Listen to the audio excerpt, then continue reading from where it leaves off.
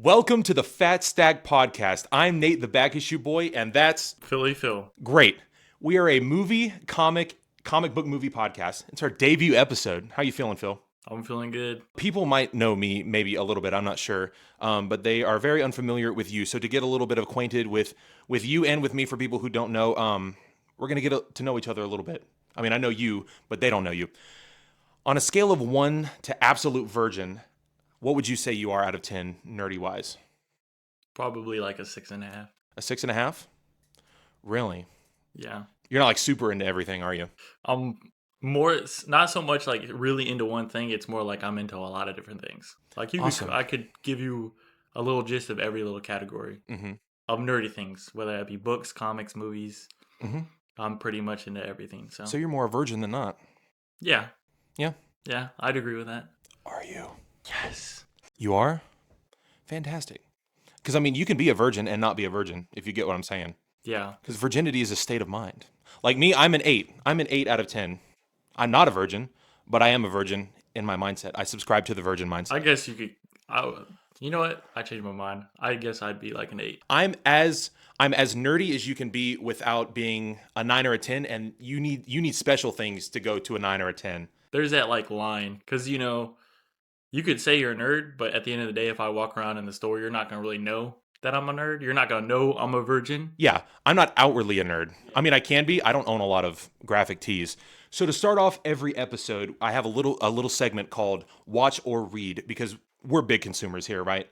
We love to read, we love to watch things, even though you or I don't do it as often as we would like to. So to keep us more accountable, every time we come in here, we're gonna have something we read and something we watched. So Philly Phil, what did you read this week?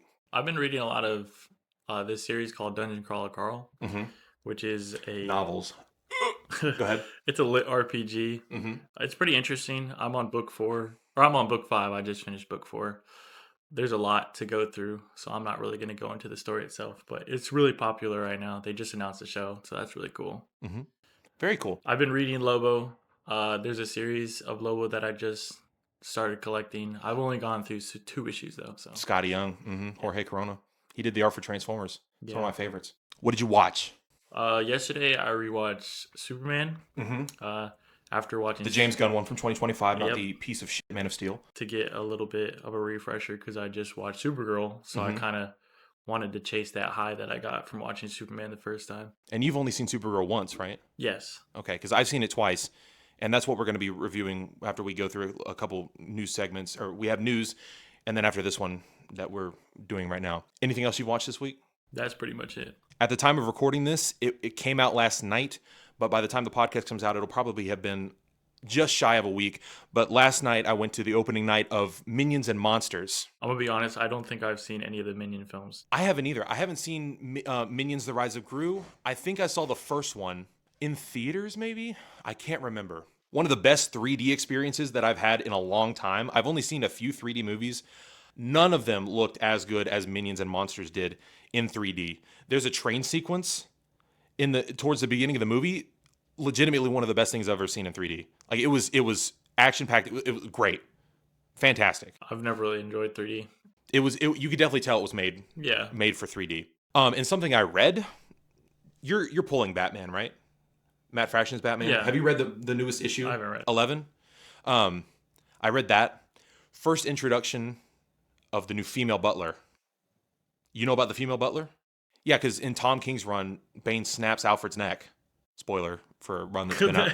Well, spoiler for a run that's been out for like, I don't know, it was 2015, I think, so it's been 11 years now. Crazy. But yeah, I mean, he like snaps his neck and he's been dead. That's like been a permanent change for a long time. I'm not a big fan of Tom King's writing. I think he has very big issues with self-insertion and not writing the characters as they are or as they have been built up since their conception. His Wonder Woman run is very bad. Very bad. It's the one that's coming out right now. Shit. But that's a big thing. That's a big change in this one issue to Batman's lore, is getting a new Butler. A lot of people don't like it, but Is she an older character? no, she's like young. A younger character? She's like a 25-year-old. I don't know if she's military. I can't remember if she was military or whatever. I mean, I can understand. but she's like a like a no nonsense Yeah. 25. She looks 25. I can't imagine she'd be above 30. Yeah. Nobody hates comics more than comic fans. If you change something, they bitch. If things stay the same for so long, they also bitch. So it's like you can't win. I don't have We can't. issue with getting a new Butler as much as it's like replacing that character. I guess it's because it's like it's Alfred. It's He's Alfred. that older. Yes. Older character that kind of gave him advice when he needs it. Like he's that kind of like fatherly figure. He was there for him after his parents and all that stuff. So it's like introducing a new character that's so young. Like, what is this character going to teach Batman, or like how is she going to help the development in his case? I guess. But yeah, I think it's a welcome change. I'm way more open to new things than a lot of other comic fans. Like in you haven't caught up on Transformers, right? I read both the volumes, and that's You know about so you haven't caught up with the singles. No, I haven't. No. You haven't read like Robert Kirkman's run, right? Okay. I really want to tell you, but I won't spoil it. But there is a huge change to Optimus Prime and everything with that people hated, and I don't mind it. Is this like a big change that I would see? Like it is a massive. I really want to tell you. Well, you don't have to tell me. I'm not going to tell you. But I'm not going to tell you. But it is a huge change. It's a bigger. I think it's a bigger change than getting a new Butler. Well, for like context of the people that are watching, like I am a fan of Transformers, but the series that he's talking about is the first series that I picked up. Like so far, all my knowledge comes from shows and movies and all those things. Yeah. So it's like, is it a big enough change that somebody like It is a huge change. Okay. It is a huge change. So you think I would care? Absolutely, I think so. Well, I mean, I don't know. You think I'm gonna be I don't know upset? if you care enough about Transformers to be either outraged or be like, yes, I am a Transformers stan. Yeah. But I don't mind it. But it has to be handled well. If it's handled bad, it's a bad comic. So it's risky enough that it could, if they don't do it was well. It was a very risky decision, yes. Yeah. If it's handled well, it's good. Really, there's no reason to complain unless it's bad. Yeah, of course. People should be a lot more. Should always welcome. People should be a lot more open. Yeah. Now that comes with a couple of caveats because Tom King's Wonder Woman is very different, and I hate it. It's not good. It's not Wonder Woman to me. Yeah, but you can still explore the character and give maybe other people ideas. I guess that won't be as bad. I guess. I don't know. I just don't. Wonder Woman's biggest sin is it being a bad comic. He's not a great writer. Yeah. But yeah, Batman 11. If you're not pulling Matt Fraction's Batman, do so. It's really good. So before we get into our Supergirl review, a couple bits of news. A couple that I have will be like ancient news by the time this comes out on Thursday. And then I have one that's like almost hot off the press at the time of recording, maybe from like last night. But I know most people know about this already, but I don't know if you know. Do you know Absolute Batman is getting an animated show? Yes.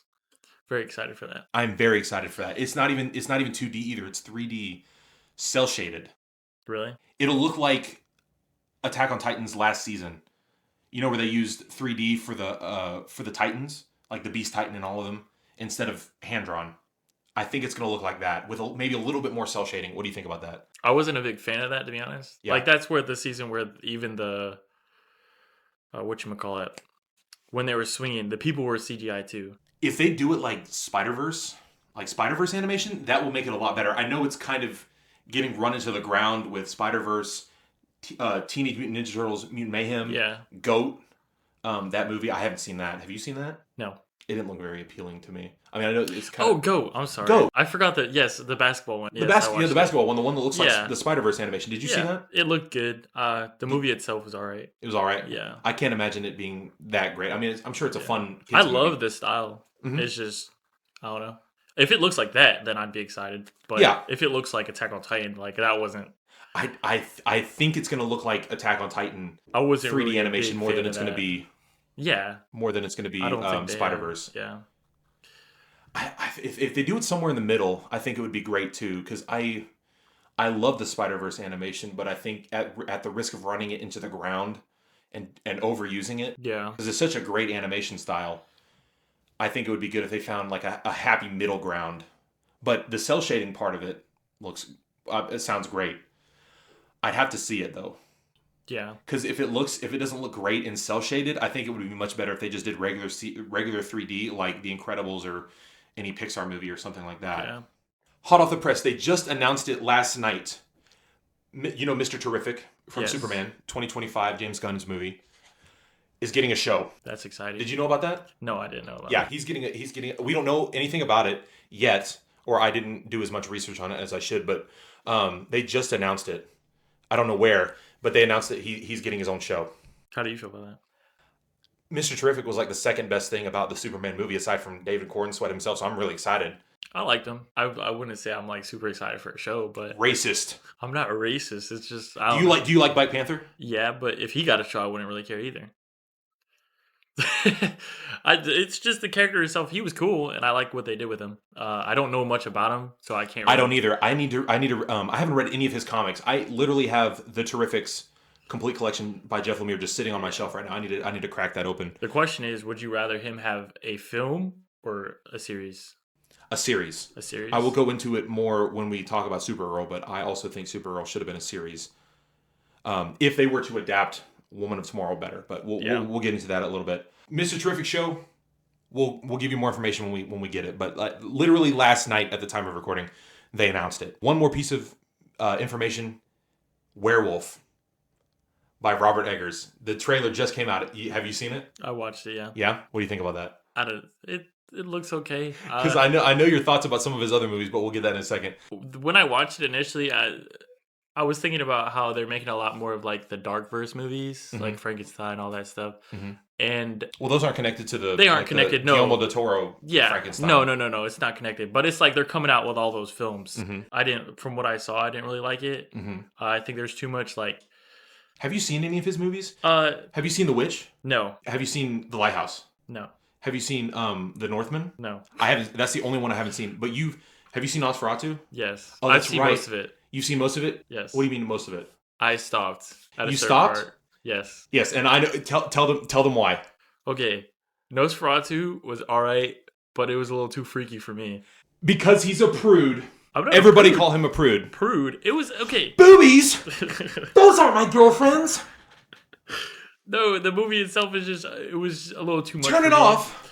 There's this, where I stopped at was when, I don't know, there was the husband talking to the wife, and she was tweaking out, and she started insulting him. I'm assuming she was like, "You never fucked me like he could." Yeah, and then you know what they proceed to do?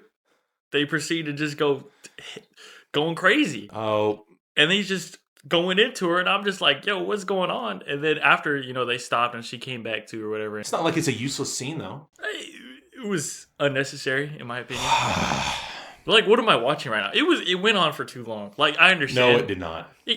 Long enough to make someone uncomfortable. If little baby needs to cover his eyes whenever boobies show up on screen, do so, because the rest of the movie is great. It's all right. It's good. Watch The Witch. Watch The Lighthouse. Okay, I didn't hear The Lighthouse was that good. No, The Lighthouse is his second best movie. Second best? What's his first best movie? The Witch. I used to think The Lighthouse was the best one until I watched The Witch. And I sat on it. Which one is that? I know that. That's the one with Anya Taylor-Joy. Oh. Where they're in like the pilgrim community. They're not pilgrims, but they're like Protestant Catholic people. Yeah. I have to watch it again, gladly so, but it's in the trailer. They get cast out from that for something happening. I can't remember what it was. But then they make their own like house and farm in the woods, and there's a witch in the woods.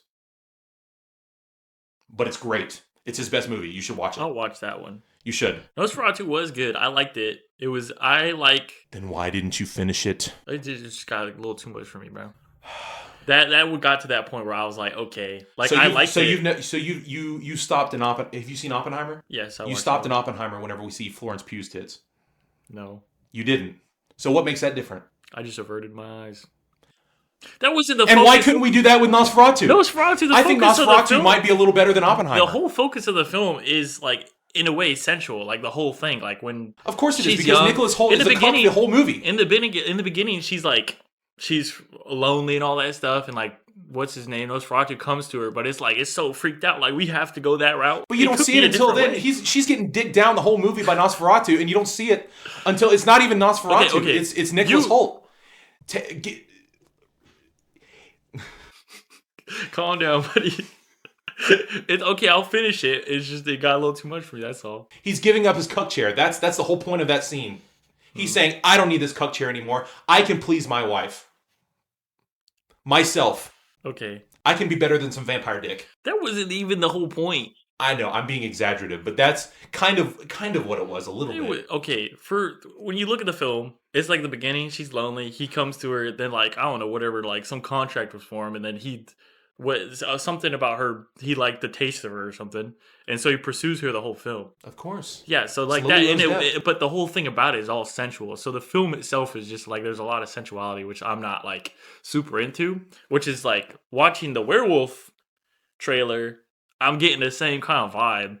I'm not What, saying just it's because going you to see be his the ass same thing. one time whenever he's changing into the werewolf? No, but what? There was like 3 scenes see where his there's ass in the completely trailer. naked people. You see his ass in the trailer when he's like, oh, Yeah, you are. behind him whenever But there's he's changing other into the people, werewolf. and then just like the whole cult stuff. It's just, I feel like those films. I feel like a lot of times nowadays, it's like they're going so much into like the freak you out factor. Like that's not what I'm trying to see. Like, Horror movie is a horror movie. okay, listen, Fantastic. I can watch a horror film, but it's when they're going out of their way just to make you feel uncomfortable. If you want to do that, Obsession was a good way to do that. That movie made me uncomfortable. I like that. That's movie. probably It's going to good. be, that'll probably be more uncomfortable than anything in Werewolf, maybe. A werewolf is just like uncomfortable in a different kind of way. It's like they're just trying to gross you out. Like when I watch for the Well, dark. then you just don't like gross out movies. Yes. But Nosferatu is not a gross out movie. Yes, it is. It's not. It's sensual. There's no gore. There's no gore, but it's still sensual. The thing I like most about Nosferatu is, or Nosferatu, I don't know how to say it. Is I like the idea of when a character interacts with an entity that's so powerful, or like it causes chaos, and it's Mhm. like it makes that character think things or like confuses them. So like when he's in his mansion or whatever, and it's like the days pass. You remember what Yeah. I'm talking about? Mhm. That kind of stuff is cool. Like I'm into Eldritch Horror and all that. So like it's when like an entity is so powerful it causes chaos and just Yes. warps reality. Like that part I like. That was good. I was interested in that. And I would have been more interested in like that whole idea and like his manipulation of people's minds and stuff like that. Mhm. Which I should probably finish the film. You should finish it. But- you should go back. You should not avert your eyes. You should stare directly into them But I have and a watch feel- I have and watch it. I have a feeling I won't like. I will probably like the beginning of Nosferatu more than I would the werewolf trailer, or the werewolf movie. Look them in the eyes. Do not avert. Look them in the eye. Okay, I don't even think you see anything crazy in the movie. No, you don't. There's not a lot of nudity, but that's not what I'm talking about. It's the whole idea. Okay, pal. But we are going to go see Werewolf when it comes out on Christmas. Maybe not on Christmas Day, but Alright. we are going to go see it. I'm going to put those little things in your eyes where you can't close them, and we're going to watch a good movie, and you are going to enjoy it, Okay. whether you like it or What not. if it's bad? It's not going to be bad. How do you know? He's not made a bad movie, Okay, and he has. Says you. And he's not going to start now. I'm gonna watch all those films and then we'll see. That is your homework. Watch Okay. The Witch, watch The Lighthouse, watch The Northman. I I- actually need to watch The Northman because I haven't seen that. And then watch Nosferatu all the way through, you big baby. All right, you know what was good? Frankenstein. Frankenstein was good. I haven't seen that either. That was. You need to watch that. I know I do. I really like It's that. Jacob Elordi, though. I have a little bit of a aversion to Jacob Elordi.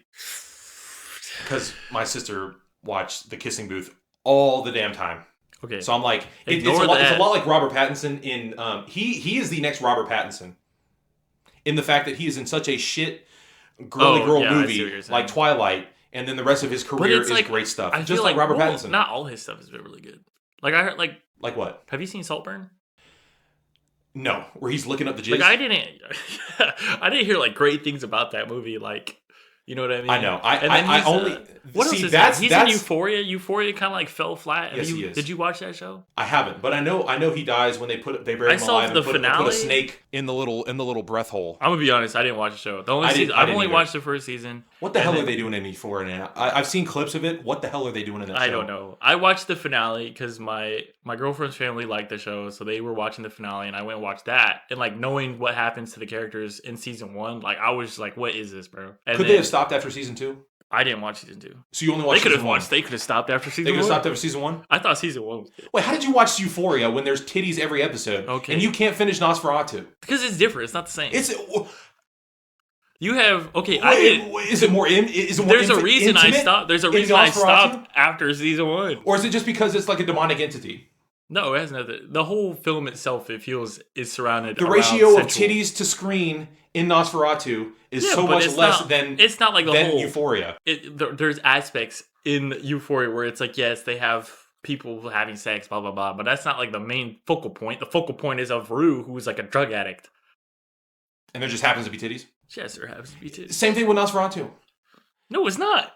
Her You getting, can't her tell getting, me the her getting whole- banged by Nicholas Hoult is not the focal point You of the movie. can't tell me. Okay, first of all, when he sucks her blood, right, which is what he's doing, he's sucking her life force. Okay, why does it have to be in it? Like he's humping her body. Like why does it have to be like that?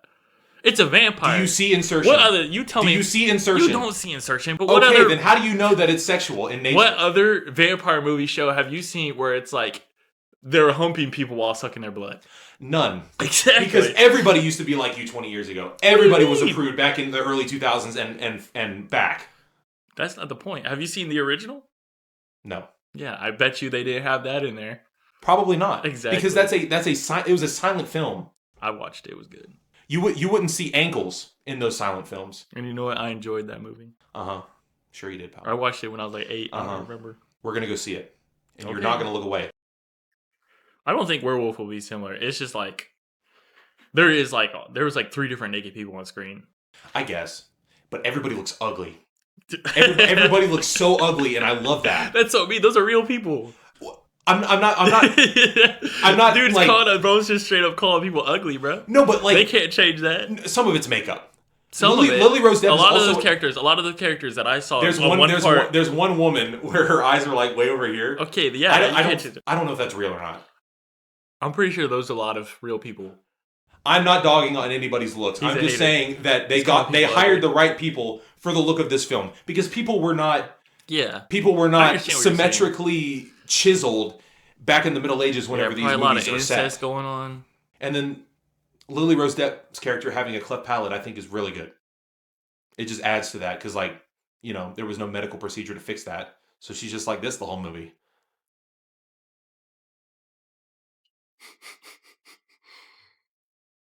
Okay. Yeah. I think we get it. No, I think it's gonna be good. I And think it'll be better. I think I'll like it more. Mhm. But it's still like it's just like from what the trailer is, it's just like it feels like it's just gonna try to make you uncomfortable. I don't know. I like Like movies how well that, will though. the story be? Like how good is the story? Because Uncut Gems is also another movie that makes you really uncomfortable. Okay, that makes you uncomfortable in a different way. Like that It's movie has a stressful. lot of suspense, anxious. It's stressful. Like it's just making you feel like, ooh.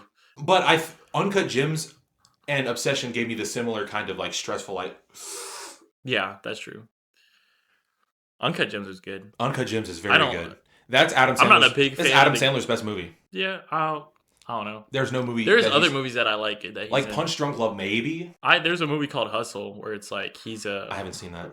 I like that movie. I wouldn't say it's as good. I haven't seen I haven't seen like Billy Madison or Happy Gilmore, but I know for a fact Oh, Happy that Gilmore's those movies trash. are not as good No. as Uncut Gems. Yeah, no. Hustle is just like it hits more home with me because I like basketball, Yeah. and it's the character finds. Oh, is that the one where he's like the coach? He's not a When he's, coach. like, He's older? somebody who goes and he scouts for players, and he finds this guy. You're right. That guy he had a record, so then he wasn't able to And then he play dresses in the basketball. movie like he does in real life with his baggy ass clothes. Yeah, Yeah, but that's a really good sentimental film that I really like, and I And like. I'll basketball, probably watch that eventually. so- but that was good. I wouldn't say it's as good as Uncut Gems. And then I don't know if you've watched that one movie where he's like it's a sci-fi. He goes into space and there's like this big spider.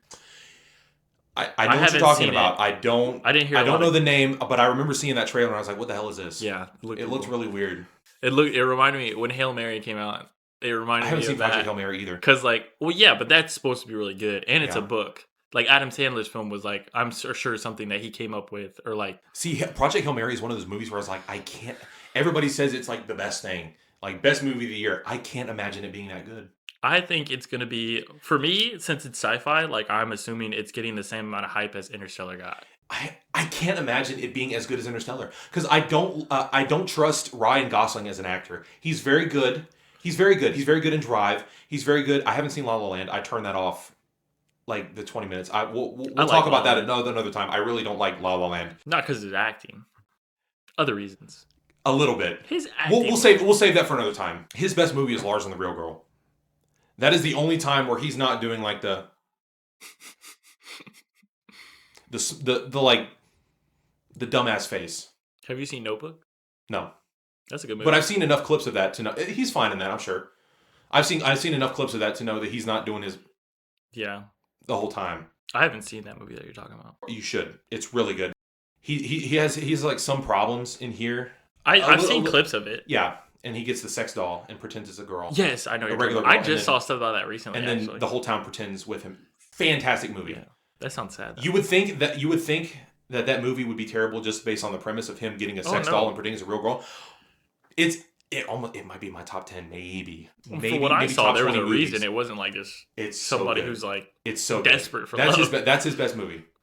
Above Drive, above La La Land. I haven't seen Project Hail Mary, but you should watch that for. I know, yeah, but it's long.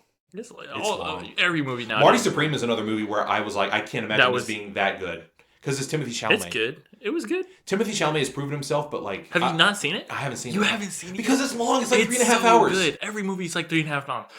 Every movie nowadays is like the average running time for films is 2.5 hours. I know. That's like insane. But I'm catching up. It used to be 90 minutes. I know. We are now going to get into our review of Supergirl. I've seen it twice. You've seen it once. The only time we've talked about the movie really is like after the fan premiere, or we went to the fan screening at AMC, and we didn't even really get that much into it. Really. No, we didn't. You didn't talk a lot. I didn't talk a lot, no, because I think I said a lot. Do you have a score? 7. 6.5. 6.5. 6.5. I have to be honest, you know.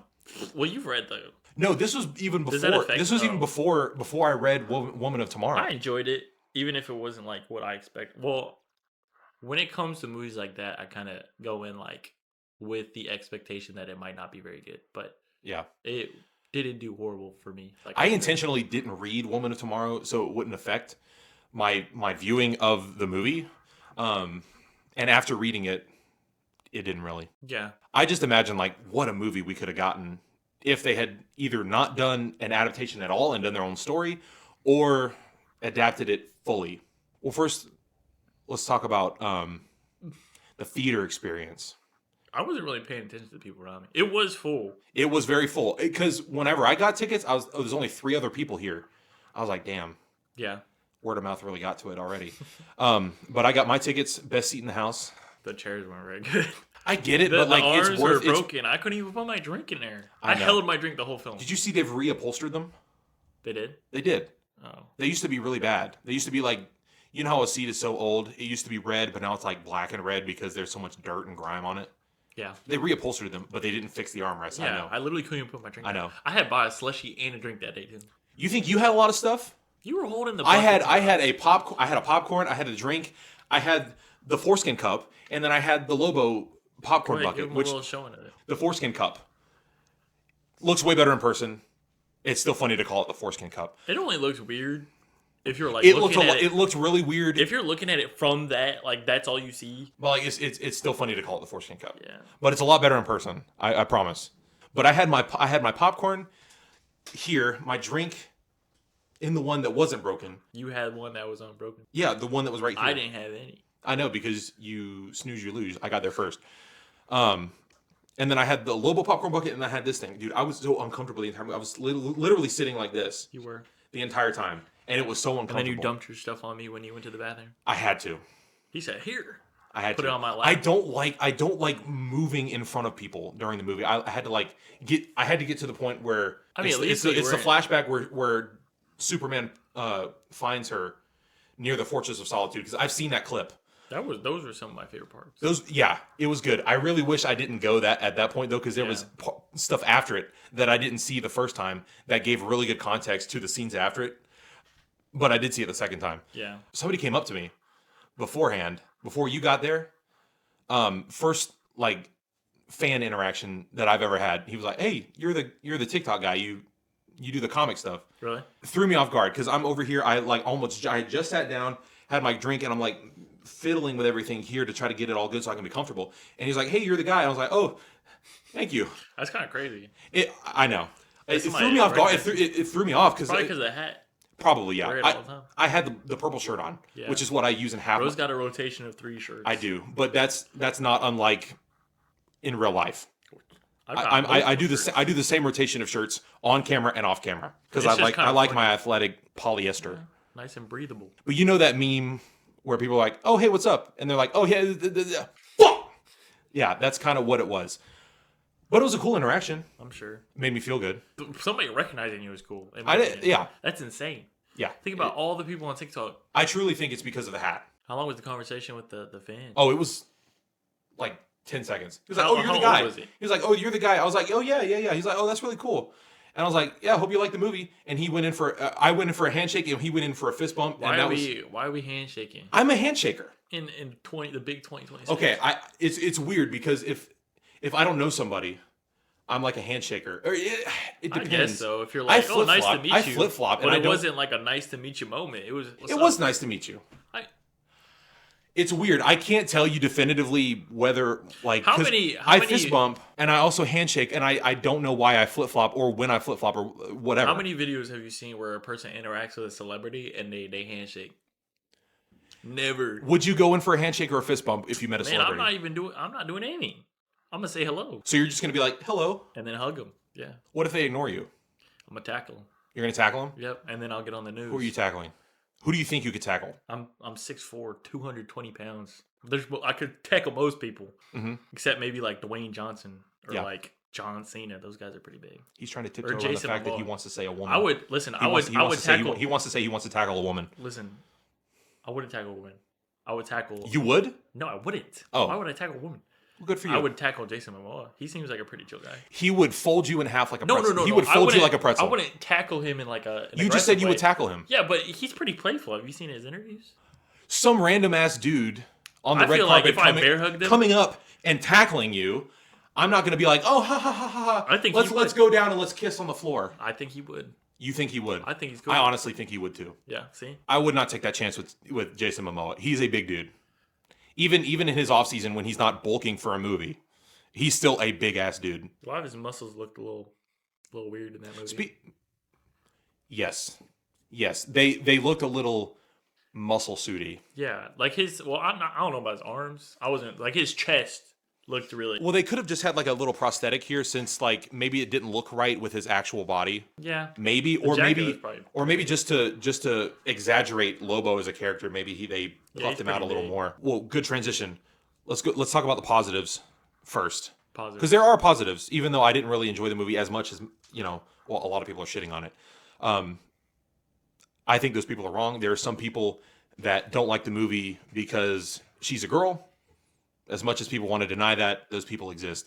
Also, Snyder Glazers are like, oh, ha ha ha, I'm so mad that my universe failed, so I'm going to shit on this one. Yeah. It's hard to defend the movie because it wasn't great. It wasn't horrible. Superman, I can defend Superman. The movie, because it's like a 9 out of 10 for me, and I can absolutely defend that movie from Snyder Glazers, but with this one, it's a lot harder to do because the movie, as a movie, is not great. There's a lot of problems with the writing. I don't think Ruthie is a great... The actress that played Ruthie did not turn in a great performance, I don't think. I thought her character was bland, yeah. Very bland. I did not like her character that much. She's a lot better in the comic. A lot of the writing they had for her, I didn't like either. Like, it just didn't make sense. She would have been better if she wasn't British. But that's also a big thing. Racism. That's not racism. That's just shitting on British people, which is okay. Well, we are Americans. We are Americans. Yeah. We won. Great thing to say on the 250th, I guess. Whatever. She didn't like chew her words very well. She's like, "I'm Ruthie of the Tezca clan." I heard that's legit what I heard the first time she said that. I still don't know what it is. It's the Tenastia clan. Okay. Positives. Millie Alcock, great as Supergirl. Thought she was good, yeah. I hate saying anything positive about Snyder movies. I really did like the Supergirl and the Flash, looks wise. Like, I think she really does a really good job as Supergirl.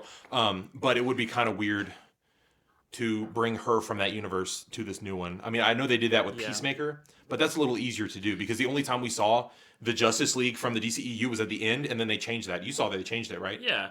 Well, his character, like, that's something he's pretty far removed from everything James else. Gunn was already working on those films. Sure. And they already had a different, like, completely different vibe. Yeah. But So he's far enough removed from everything else that they could switch that pretty easily. I mean, he shows up on the TV in Superman.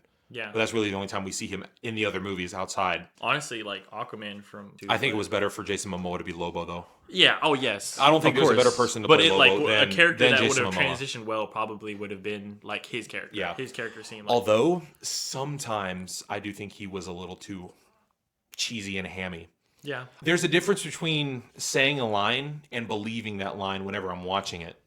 You know, when he's like, "Oh, gotcha, bastards!" I was like, "You're hamming it up a little bit too much." I think my favorite line from Lobo in that film was when he's talking to Ruthie and Mm-hmm. he's like, "I'm so proud of you." Like That was funny. part, I thought that was funny. I will forgive it. I do think that's a little bit too. I thought it a was little bit funny. too. I know. Because it's like there were moments where it's like he's not giving much character, and then it's like all out. But in that moment, Yes. like it felt natural. Also, I heard it in the trailer when he says "see ya dits." Swear I heard "see ya tits," I thought he said that too. and he's like, "Aren't you that ditz from the dive bar?" Yeah, he does. Yeah, so that's what he said. He's like, "See ya dits." I could have sworn he said "see ya tits." I thought he did too. And I thought in it the would've fit trailer, but then character. in the movie, I was like, "Oh, he said dits." You can hear him a lot better in the actual movie in the theater saying dits. I thought he said Works. tits. It still works with his character, Yeah. but I was like, "There's no way they're saying tits in that movie." That's not the kind of movie to be like. They could absolutely say it in Lanterns because Lanterns going to be a lot more vulgar Yeah. in its language. So I could see that in Lanterns, but not in Supergirl, where little girls are going to be going to this movie. You know, it's a little degrading. That's true. But when we have little girls, Not going in to this see- film. when we have a little girl going to see Supergirl, Yeah. it's not the best That's not thing a good look, to yeah. have a man character calling Supergirl tits. Yeah. But that is another positive is Jason Momoa's Lobo. Really good. I hope we see him again. We need a Lobo show. I know we're getting a Mr. Terrific show. We need a Lobo show. Yeah, I'd like to explore like outer space. I think that's very Yeah. cool. Supergirl tried to do that. And I think that's one of the best things to take away from Supergirl is like setting up deep space of the DC universe. Because like, how are you going to do Lanterns without like exploring any of that? I honestly think Lanterns is just going to be on Earth. I don't think we're going to see a lot I of mean, space Lanterns stuff. a show, I think. Yeah. Yeah. But if they have like further projects, Do you want to get into negatives? Yeah, let's go. Okay. There's more negatives than there is positives. There is, yes, unfortunately. Really hate that there is. I really wanted to like the movie more, but it's just not that great. First off, bad villain. He's just like a like he's like a bobblehead. One thing that I can't stand about movies is when they don't take themselves serious. And like it's okay to like have jokes and stuff, and like when a movie's sent around. And you know what's to blame for that? Thor Ragnarok. Listen, the first That one was the first movie to first do one it was- so hard. It was so good though. The first one was good, and then the Love and Thunder they dialed it to 10. And it was Yeah, but the horrible. reason Thor: Love and Thunder is so dialed like that is because Thor Ragnarok did so well and so many people yeah, like that's it. true. But it's like you could say the same thing for Guardians of the Galaxy. Guardians of the Galaxy is the same way. Guardians of the Galaxy is It's a James the Gunn first film. one. The first one is tactful with its humor. Yeah, it's tactful. Two- so two is was turn- Ragnarok. Guardians 2 is turning it up Ragnarok was as well. hilarious. I rewatched that movie recently. I need to rewatch and it. I need to go through it's the so entire funny. MCU Yeah. again. It's okay to have that humor, but once a character you can't take him seriously anymore because he's supposed to be like this big bad. Like they're kidnapping women and like impregnating them to keep the race going, and it's like That's another thing. That's not in the book. it's such a serious like thing, and then the whole film just doesn't feel that serious. This wasn't the right time to do Woman of Tomorrow because in the book, everybody's trying to kill Supergirl because they know about Superman. Yeah, And they're pissed off at Superman, but they don't want to confront Superman because they know they're going to get their ass kicked. So they go to Supergirl like, "Oh, she's a girl. I can kick her ass and kill her." But no, of course, they still get slammed on their ass and get their head crushed in. I'm not that, but they still completely underestimate her. Bad villain. I don't mind the design was fine. his design. I don't mind that. Honestly, I would have been fine with the character design just in general. If That the is true, the but- writing for the character wasn't very good. Like No, you it don't wasn't. have to adapt the character completely and have him like the whole because you could have gone with it. It's just like when the character's not serious and it's like the writing is very good, his dialogue is whatever. Bro's slamming knives into pies and stuff. Like it's not intimidating. He is a villain trope that we've seen so many times now Yeah. because we can't have a super serious evil villain. We have to have a villain that's like, "Oh, I'm a little bit of a jester while I'm doing all this evil stuff. I'm going to do all this evil stuff, but I'm going to be like, I'm going to laugh about it," which is good in some things, but every villain is like that. And now. it's like so like nonchalant. Like there's a couple times where it's like something blows up or somebody dies and he's just like, and like, what are we doing? Also, I don't know how he didn't die from getting slammed like a bitch like he did. You remember that Well, when she's dragging he him? has super strength. Like you see him like grab that, You're which is right. another issue with the film. Is like Why the is he that strong? yeah, I don't understand. First of all, Is okay, he a human or is he like some other if he alien is some species? kind of race, right? What the thing that frustrated me a lot is it's like you don't really think he's that strong at first, and then you get into that whole fight or whatever, and then he grabs the big whatever they're using to haul the women, and he does it so easily. It's like if they're all the same race, are they not all that strong? But that makes a lot more sense in the fact that why the fights took so long. Because I was like, these are just regular dudes. Why is even on a yellow planet? Why is Supergirl taking so long to like if I get a one punch as a regular human from Supergirl, I'm dead. If my head's not completely punched off at that Yeah, I point. mean, I don't think she would, It makes more sense that those guys would be super strong in the fact that they're holding their own with Supergirl but for a while. if they are that strong, Ruthie has no chance. how did she choke bro out? I'm pretty sure a Kryptonian can No, no, no, choke no, out no. another Kryptonian. But what I'm saying is like somebody of Do you similar remember strength. when she's imprisoned, Mhm. Ruthie, and she chokes out the guy? I forgot. We're talking about Yo, Ruthie. Yeah, no chance. how is that happening? That is the stupidest guy ever. That made me so mad. Literally swing her onto your back and Yeah, stab her. slam her against the Or wall. you could go against the wall, yeah, and then it's just like she's cooked, bro.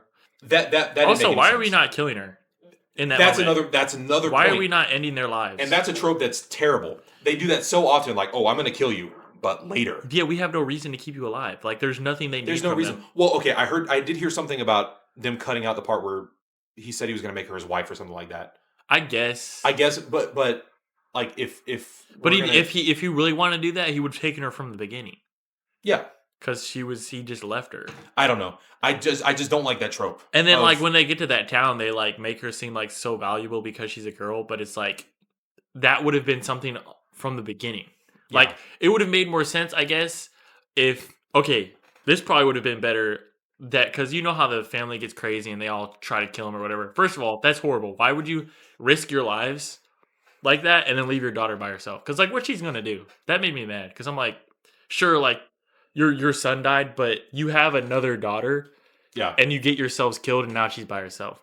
that also happened way too quick. Which would have made more sense, like if you're going with the storyline, like they're kidnapping these women, is if like they take the swords and they're like, "Yeah, we want your daughter too," Yeah. and then he goes to take her, and that's what freaks them out, and then they all die. That would have, and then you kill all the characters. Also, the fact that they fight right away is just I think that's a problem of the script being super rushed in the beginning. Yeah, Like that could also be an editing problem, but like Supergirl's waking up. Krypto's pissing on the paper of Superman. She's at the bar. We're back in the ship. At the bar again, back in the ship. And this is like in the first 30 seconds we've gone from 4 different places. And then we're cutting super quick, and then when we get to Ruthie's thing, it's like over in 30 seconds, eat the pie.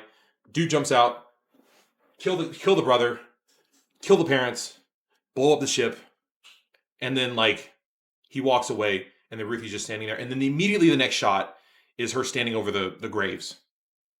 Super rushed. was it daytime by that happens? It was. Okay, I was about to say I'm like I think like I thought for a second it happens all in one night, which would make sense. But if it doesn't happen all in one, because she buries them and then she goes and do that bar, and by that time it's night, so it's been like a day and a half.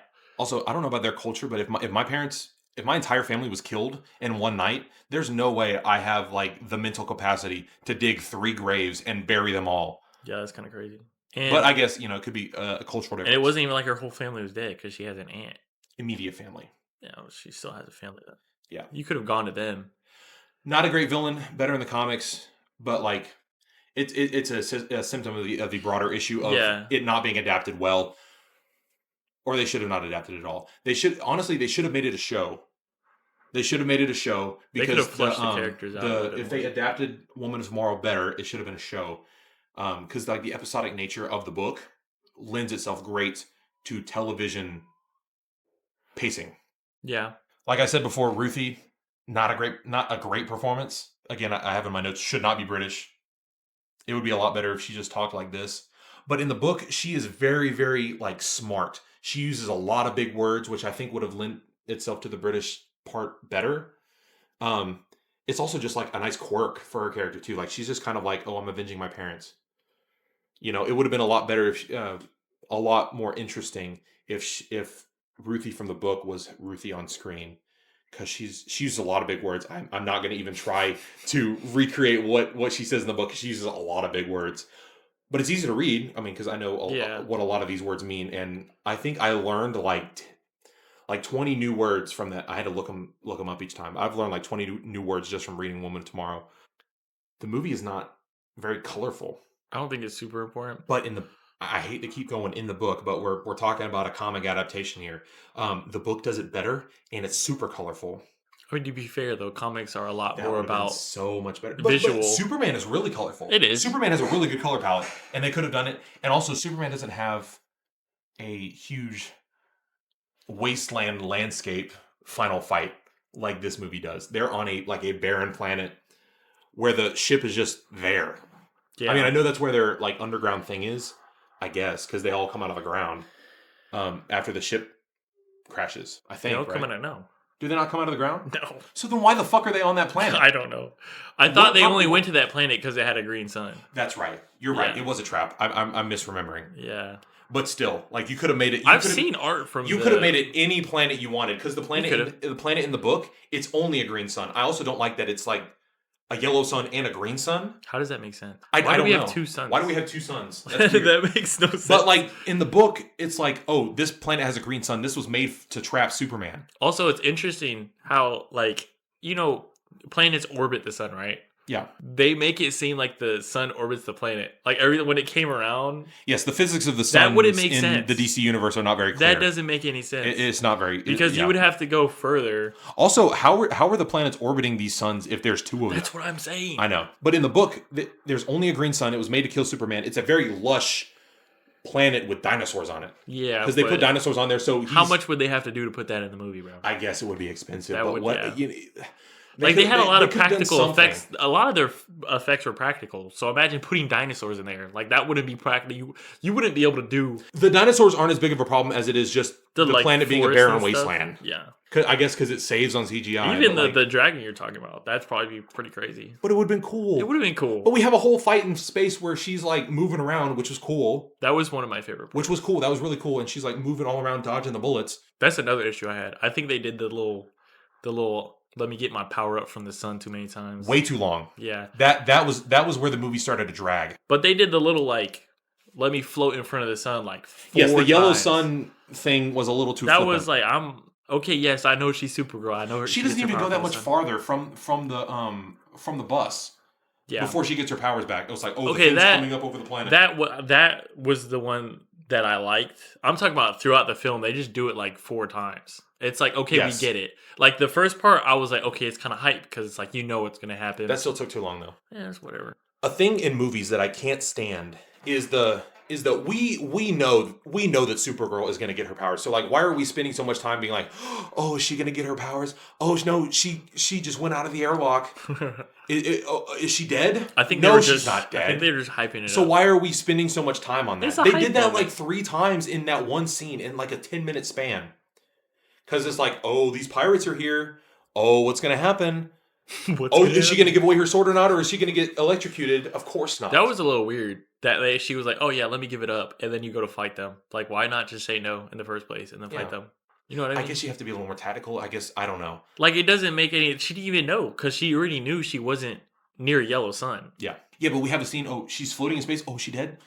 Nope, of course not. So let's not spend too much time on that. They cut back to Ruthie looking at her and then her fingers moving so many times. So many times. That's another editing problem. And then again, when she's getting shot, we do it again. She gets her powers and then they shoot her repeatedly with the blue blast, right? And then we cut back to Ruthie again being like, oh, a second time. It's like, why are we doing this? I didn't have issues with that. I think it dragged. It dragged. I like it. Because it's like... And that's when the movie started to drag.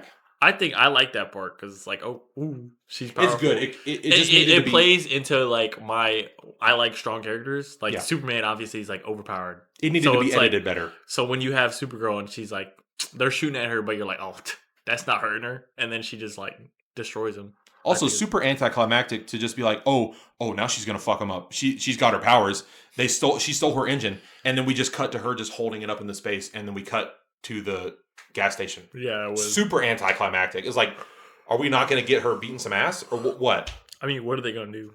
I don't know. They're not gonna do anything. I don't know. I'm just saying, like, it was super anticlimactic. Like, we take so long to build this up, and then she just rips their engines off, and then that's it. We just have a super long shot of her just floating in space above, in front of her space. I don't think it's as long as you're saying. I don't remember feeling it that was like. You've seen it once. I've seen it twice. I do think it dragged later on, but that scene itself wasn't it starts to drag. Just because it starts there doesn't mean that scene is like horrible because it starts there. Yes. I just didn't care for the amount of times they did the like, oh, let me float in front of the sun. Because like, yeah, we know you get your powers from the sun. That first moment is like the introduction to like. She didn't earn that moment of her being like, yeah, I'm Supergirl now. She didn't earn that because she wasn't watching. She went into the airlock to get the thing, or she didn't know it was an airlock, and then like she just floats that way. Yeah, it's the same thing. Floats in it's the same thing whenever she shows up at the end with her suit on. Like I know she has flashbacks, but she doesn't really do anything.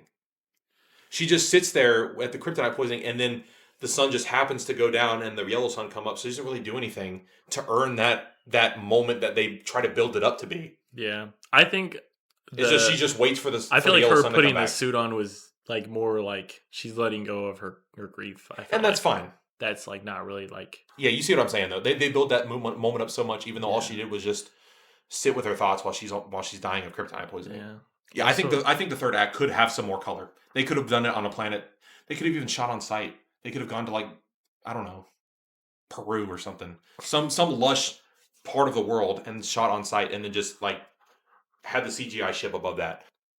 Speaking of the final fight, some of that flying CGI is pretty bad, isn't it? Yeah. There was one moment where even just her face was like... It's when she recoils back and then goes like that. It looks weird. It looked really weird. There's a part where she's like a CGI person when the camera's back and she turns, and then we cut to her turning like that. It was a weird cut. Again, the editing and the writing are like the worst parts of this movie.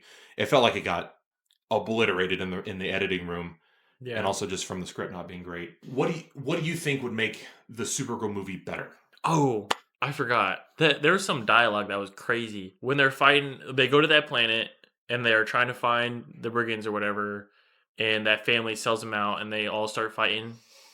And it's when Krem is chasing after their daughter because he's like, oh, you broke like our agreement. Like, nah, I gotta show you what happens. So he's like trying to get the daughter, trying to kill her.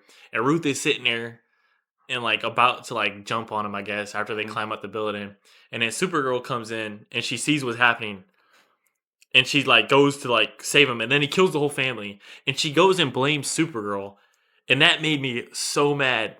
Because it's like, you have that conversation where she's like, it's your fault. I was in prime position to kill him. And you messed it up. And it's like, there was no like telling that character off. It was just like Supergirl just gets in her feels and flies up in space.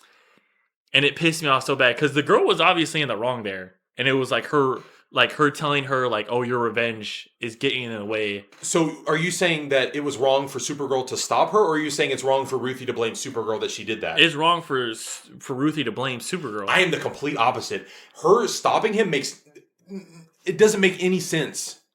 That they don't build up the killing's not going to say, make you feel any better enough to justify her doing that. But it wasn't like, I don't think she was trying to stop her from killing him. It was in the moment, like, I think he would have killed both of them. If you just let Supergirl, like, take care of it, obviously Supergirl's way more equipped to, like, deal with Krem than Ruthie or the other girl. And, like, the way I looked at it was, like, if Ruthie she probably would have just died. Like, she wouldn't have killed him. Absolutely, she should be blaming Supergirl for that. Because, if not for stopping her from killing him, from not doing anything herself. Like the conversation afterwards, it's like he already killed him. Like the building got destroyed or whatever. Mm-hmm. And he kills the girl. And then he leaves. And then it's like that girl Ruthie is blaming Supergirl because she stopped her. I don't think she would have killed him. Like I think she would have died.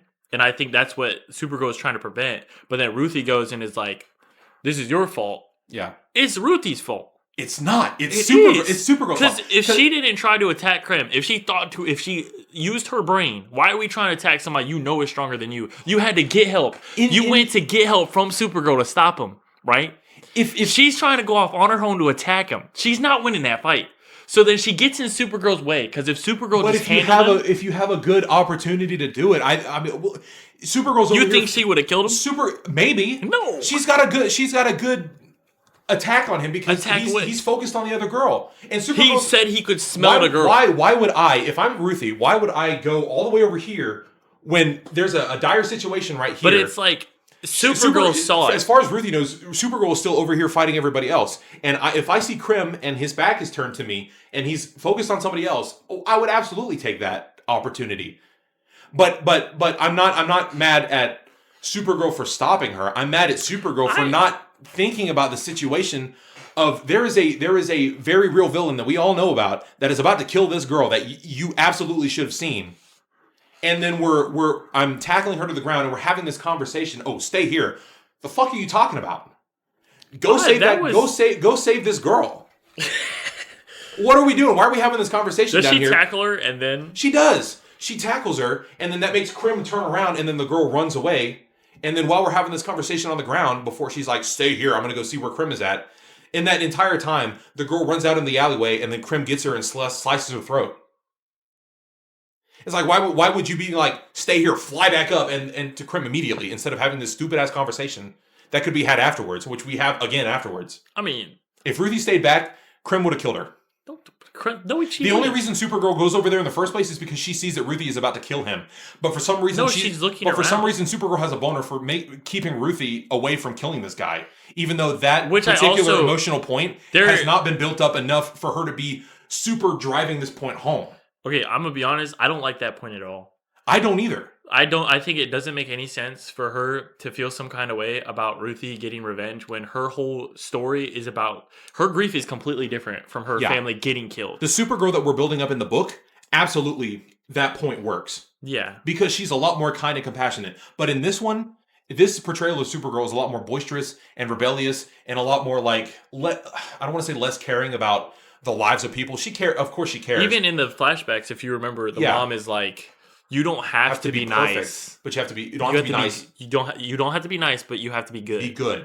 Which is like it's giving you the whole idea. Like, oh, I like this portrayal of Supergirl. Don't get me wrong. It's a very good contrast to David Cornsweat's Superman. But this portrayal of Supergirl doesn't work in this story. It doesn't make sense that she would stop her from getting revenge. I don't think this Supergirl would stop her from killing him.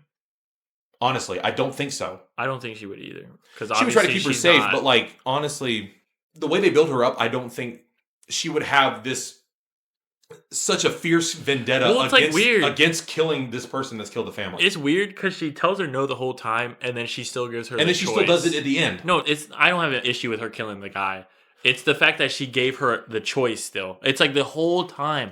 That doesn't make any sense either. Because if you have such a boner for it, the whole movie, why are you only now? Why are you letting her have the choice now? I mean, I get you have the thing of letting go. Yeah, like at the end, but it wasn't developed well. And again, that's the script's fault. Like you could say the choice of being like, okay, go ahead.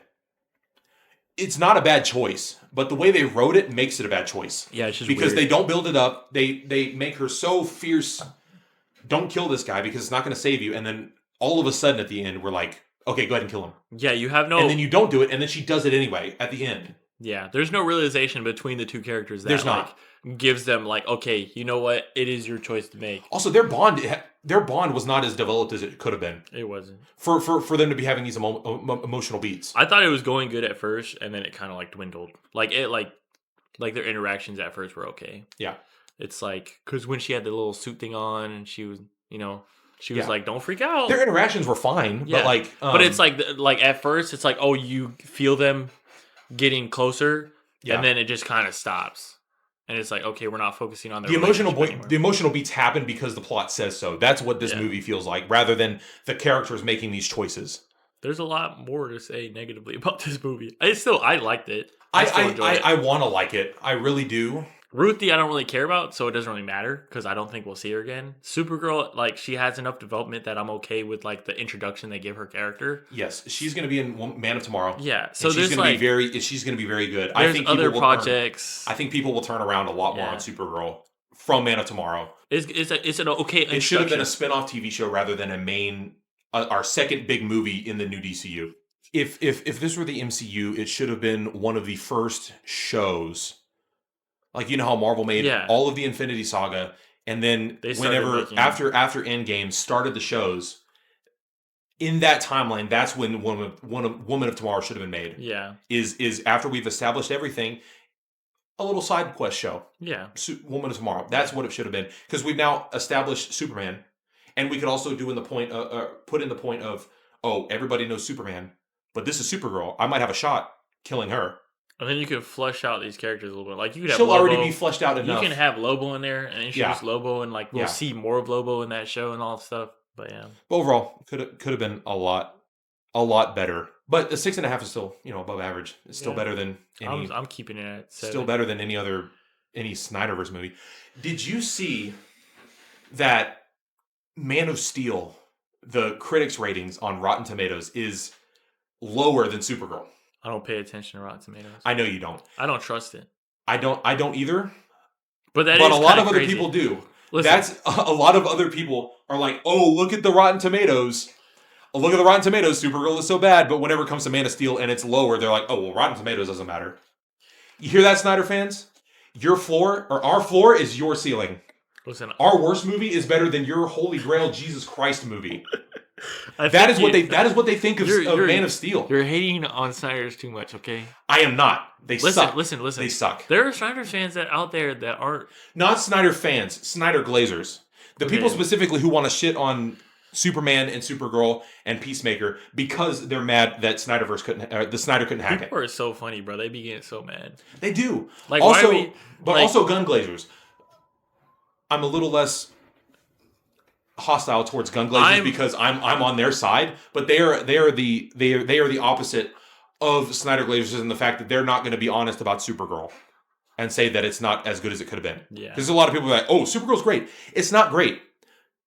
It's not a Snyderverse movie, but it's not Superman. Yeah, it's not Creature Commandos.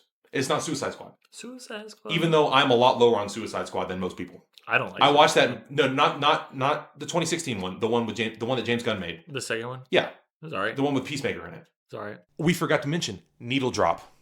You know what I'm talking about? The song, yeah. You know what I'm talking about? What did you think of that? I didn't really care. It was a jarring choice. Like when I saw it in the theater, I was like, oh, that's an odd choice for this particular scene. From what I've seen, there's some people that just dislike the song in general, and then I see a lot of people who don't like the cover of the song.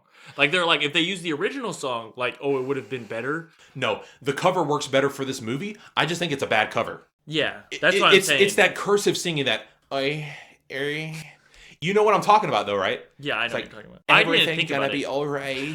I hate when singers sing like that, but it's not the worst. It's not the worst Needle Drop. I don't think it's a bad song choice. A lot of people disagree. A lot of people do say it's one of the worst ones. If I'm watching a movie and I'm watching the scene and I'm not initially like, oh my gosh, what is this song? Like, I don't really care. Can you think of the worst one that you've ever seen? The worst song drop? The worst needle drop in a movie. I can't think of the worst one, but I can tell you one that's worse that I saw recently. Because a lot of people say, oh, this is the worst one. And then some people are like, no, that's not the worst one. The one in TASM 2 is worse. Worse. It's worse. That was okay because it's that Philip song. Yeah, and I'm doing for you. Are you talking about when he was putting up the? Yeah, because it goes from this super depressing tone. Yeah, because he just found out that his Aunt May just told him that his dad was a piece of shit, essentially, and then he's all depressed in that, and then we immediately go, oh, I'm gonna find my parents, and then it's like. Yeah, it was a bad. Because I've been rewatching all the Spider-Mans. Yeah. Recently, and I remember getting to that point, and I was like, "Why? This is so random. Like it was such a. It is very choice. Random. I'll say that's a movie that it felt more random than in Supergirl. Yeah, Supergirl. I was just like, it's an odd choice. Yeah, I would not have done this. Yeah, this song choice, but I'm not terribly mad at it. The people are the Philip song pissed me off a little bit. It was really weird. It was really very jarring. Strange. Yeah, I'm trying to think of other ones that are also. Because I don't bad. think about this stuff, and I can't like recall it. But when I'm in the moment, like But Supergirl wasn't like that for me. Like Supergirl was literally just like, oh, this is interesting. Yeah. But it didn't really affect my viewing of the film. Like I didn't get mad or anything like that. A lot of people are frustrated. I'm just like, why are we? I'm so just upset? disappointed that the movie wasn't better. The movie itself, I'm more frustrated about the fact that the movie wasn't as good as I wanted it to be. They didn't even. I know everybody has driven this point home a lot. They didn't even use the Blondie song. You know the "Call Me, all right" that they put in every single trailer. They didn't use that movie. They didn't use that song in the movie. That is kind of weird. Although I don't think that would have been good for that particular part of the not movie the either. scene. Yeah. I need to go listen to the soundtrack because there's a piece of music in the trailers that I think would have been a very good Supergirl theme because it feels a lot more grief woven into it. But it's also kind of like Last Son from Superman, where he's like flying at the beginning before they do the title card with his. You know what's an awesome What? theme? Lex Luthor's theme is so good. And anytime he pops on screen, it's just like the don don. Yeah. I just really like that. Because Last Son is in the beginning when he's flying out after getting healed, and then Look Up is whenever he saves the lady from the building, and then like aura forms. Yeah. Which is kind of a creepy looking scene. No. I think it's scary. No. One of the best scenes in the movie. It's good. It's just like it's kind of scary looking. Just like when Supergirl she comes out of like the dirt and she's just floating. It's like kind of unsettling for me. It's like Brightburn. Like, it's a lot. No, it's a lot better than in Man of Steel when we have all these people on top of their homes and people are reaching out and motherfuckers just standing here like this. Yeah, that was kind of not even extending his hand, just sitting there like, I'm above you. I don't know why people like that movie so much. I don't know either. He's a bad Superman. I've heard people argue like, "Oh, it's a good movie." It's not, not a good Superman. It's supposed to be about Superman. I could get behind that more than I could get behind the fact that it's a good Superman movie. Why are we arguing this? Why are we trying to separate it? Like, if it's not, it's a Superman film. So if it's not a good Superman film, it's just not a good movie. You were completely right. Because I've heard some people say the same thing about The Dark Knight, where it's like it's a good action movie, it's not a good Batman movie. But it's not it's a Batman movie. So if it's a bad Batman movie, then it's a bad Batman movie. If it's better not as a Superman movie, then it's a bad Superman movie. Yeah. It was so dark. Yeah. I don't understand why they're getting so nitty gritty. I don't know. What else was like out at the time? Well, people are like, oh, it's a more realistic version of Superman. It's Superman. Yeah, there's nothing realistic about Superman. If Superman is like one of the embodiments of hope. Like I'm not here to say I understand going that direction with Batman, but it's like I've heard that point a lot that they make him Batman because he's all super sulky and self-deprecating and all like that makes sense. Superman's completely different. Why are we acting this way? Henry Cavill would have been a great Superman if he was not in that verse in that movie. Same with Ben Affleck's Batman. I don't agree with that. I really like Ben Affleck's Batman. But he has never been in a good movie. Batman v Superman is not great. Ben Affleck, I think, was a good older Batman. Like, if they decided to make that choice. Yeah. But the universe itself. And then I don't think Henry Cavill would have been, like, a super good Superman. He's too stoic. Yes. I like the goofy... I think that's a problem with the writing, though. Like, I'm sure that's what they told him to do. He comes off stoic, though. Like, he plays as The Witcher. He was in the first season of The Witcher. Like, he's a very stoic. Right. He plays stoic characters. Geralt is a stoic character as well. But I'm saying that's what Henry Cavill's going for is stoic characters because I feel like he comes off more stoic. I haven't seen Fallout. Have you seen Fallout? Mission Impossible? Oh yeah, I've watched it. Have you seen? Is he stoic in that? Because he's got the famous fist cock. It's called a fist pump, bro. It's a fist cock because he's cocking his fist and he's ready. No, a fist pump is this. No, he like he's getting ready to fight. I know it's a fist cock. There's no specific name for it, but it's a fist cock. Because he does the same. Why you say it? Like it's a fist cock. Fist cock. But it's the same thing. He does the same thing in Deadpool and Wolverine. Whenever he's getting his claws out. Yeah. When he's the cavalry. No, it was one of the funniest jokes in that movie. I wouldn't say he's like stoic, but it just like it's not. No, he's absolutely a stoic Superman. Yeah, I'm saying like in that movie though, it's not like I like David and how he's like kind of goofy. He's a farm boy. Like it makes sense for his character. He's like in the movie. He's like golly, and he's like, "What the hey, dude?" At the end of Supergirl though is the first time that I really saw like there's a really good comic book called Superman for All Seasons. It's by the same people, Jeff Loeb, that made Long Halloween. I know you don't know those comics. You really should read them though. He's kind of goofy, but he's like Superman. Like he's that guy. Yeah. And at the end of Supergirl, when he's like, "I'm happy as well that you're back."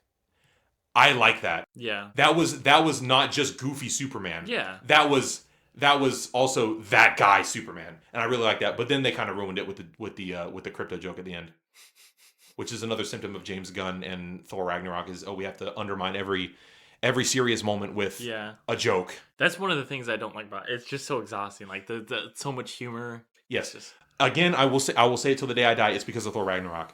Because if you look at every movie, But that's not like if you look at every movie, Thor Ragnarok was every a movie. What's the actor? It's Taika Waititi. Yes. You're messing me up. Sorry, but his movies are generally pretty humorous. Like Yes. that. It would have been great if it was a one-off, but if Yeah. we have pre-Ragnarok and post-Ragnarok. Pre-Ragnarok, the jokes are great, but they don't overstay their welcome. After Ragnarok, almost every MCU movie is that way, where they don't let the emotional beats lie. They have to immediately undercut it with a joke. Yeah, it's so unserious. Which is why I like Thunderbolt so much, because that whole thing with Alexei and what's her name? Yelena. Where she's like, I'm so alone. That was a great moment. And that's not undercut by anything. They let that breathe and they let that scene happen. And that's fantastic. That whole movie was kind of depressing. It was, but it was good. It was good. It was good. It's a shame that it didn't make more money. Yeah, it was good. I really enjoyed that film a lot. God, we had such a good run last year. Yeah. We had Thunderbolts, we had Fantastic Four, and we had Superman. Triple threat. That was such a great run of movies. Because we had Thunderbolts in May, Superman in June, I think. It came out in June. And then Fantastic Four in July. What do you think about Fantastic Four? Daniel has that rated the same as Superman. I think it's a point below. I didn't think it was good as Superman, but I thought it was weird. It's not. But Superman is here and Fantastic Four is here. Yeah. And Thunderbolts is in the middle. I like Superman the most. I like Thunderbolts more than Fantastic Four. Although I like the vibe of Fantastic Four. Great.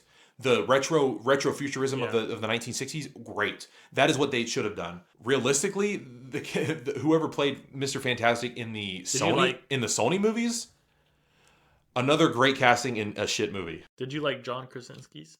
Yes. Yeah. But I haven't seen Multiverse of Badness. You haven't seen it? I haven't seen it. That's crazy. I've kind of tapped out after Endgame. I've watched WandaVision, I've watched Loki, I've watched Falcon and Winter Soldier. I've seen Spider-Man. I haven't seen much else after that. I haven't seen Shang-Chi, I haven't seen She-Hulk, I haven't seen The Eternals, I haven't seen I've seen Deadpool and Wolverine. That's technically an MCU movie after Endgame. Very good. Yeah, but I haven't seen a lot of stuff after. I am going to though. For Doomsday, I'm going to rewatch the entire MCU. No matter how bad people say it is or how bad I think it might be, I'm going to watch it so I can know everything. Are you excited for it? Yes. Even though we haven't seen anything about it, no trailers, nothing. I think that's a good thing. I'm scared that I need something though. Well, I need something. No, you don't need anything. I do. No, you don't. Because I'm seeing these clips of like, oh, people are leaking this stuff and it looks really real, but I don't know if it's AI. I don't know. But there was a guy that got his entire internet stuff shut down after like 20 minutes that he posted this thing. That was a while ago, but it was really blurry, so it might have been a lot easier to hide the AI. I'm not sure. But then I saw another one that looks the same thing. It was like Cap, Thor, Shang-Chi, Yelena, Mr. Fantastic, and James Marsden Cyclops all like getting ready to fight these Sentinels that are being raised by Doom. I need something. Well, guess I got surprise trivia. You've only seen Supergirl once. I've seen it multiple times, so I'm going to see if you were paying attention at the fan showing. What color sun does Supergirl need to feel pain / get drunk? Red. Fantastic. Good job, little boy. What is the name of the pirate group that raids the bus in the first act? Can I get a hint? Somebody's not paying attention. Well, they didn't really have that much to it. It's the Blank Raiders. Because they stole the engines, right? Mm-hmm. Has something to do with the... What's the name of that? They say it in the movie. I know they did, but I just can't remember. Yeah, because you're not paying attention. Sklarian Raiders. What's the planet? What's the name of the planet where they find Lobo? Oh, I have no idea. You have no idea? No. They put it on screen whenever they go to the... You think I pay attention to that? Dude. No. Okay, yeah, so you admit you didn't pay attention. Bilquis, or Bilquis.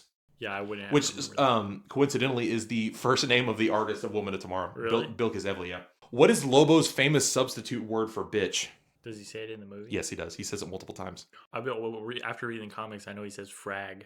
Yeah, he doesn't say that in the movie. I didn't think he did. I don't think so. But he said his other most famous word is this one that he says multiple times in the movie. But he says it. How long is the word?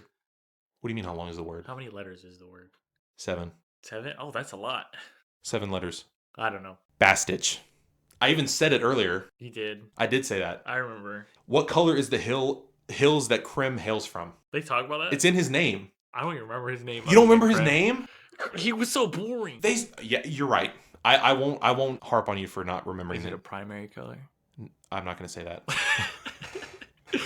That's too much of a hint. Green Hills? No. It's Crim of the Yellow Hills. Yellow. I was going to say Crim of the Yellow Hills. All right, similar to that question, who is in the hills? Crim? No. It's a bit of a trick question. The answer is actually Joe Bartolozzi. Now, we will talk about more of the DCU at large in the next episode, but just real quick, how excited are you for Man of Tomorrow? Actually, before we talk about Man of Tomorrow, Lanterns, because I think that's the next thing that comes out. I think it comes out before Clayface. I'm scared of how it's going to be. Like, I am I don't too. want it to be bad. He's one of my favorite. Green Lantern, not a specific one, but the Green Lantern Yeah. is one of my favorite characters. I just don't know what they're going to do. And that just... They haven't shown a lot of green in the trailers yet. Yeah. Which that first teaser trailer had nothing. It was just two dudes driving around in a car and then one jumps out and then it goes off the cliff. That's literally what it is. And then we see the ring, which isn't very bright. Yeah. And then we see the actual lantern in another teaser. But they did say that they are not showing a lot of the green yet. But that suit does look pretty hot trash, doesn't it? Don't think it'll be that good. I'm going to be honest. Like, Supergirl has me a little bit worried about Lanterns. Like, Lanterns is the one I'm most worried about. I'm not worried about Clayface. I think Clayface looks good. I think Clayface will be very good. Because I hope they treat it like Joker in the fact that even though it is in the DCU, it'll be more of like a character study than anything. But it's gonna be good. like an interesting concept. It's like fun to look into. Like, Lanterns is like, it's not so much the concept, it's like, what are they going to do? I really like Aaron Pierre being cast as Jon Stewart. I think that's a good casting. I think it's good that they're doing Jon Stewart instead of Hal Jordan. We've seen enough of Hal Jordan. Yeah. Kyle Rayner gets no love, but nobody cares about Kyle Rayner really. Those were our thoughts on the Supergirl movie. Phil, do you have any place that they can find you? No. Lame. You can find us on TikTok and Instagram at Fat Stack Pod or Fat Stack Podcast. I haven't made the socials yet at the time of recording, so but you'll know. I'll have them tagged below. You can find me at Back Issue Boy on TikTok and the Back Issue Boy on Instagram. Of course. See you next week.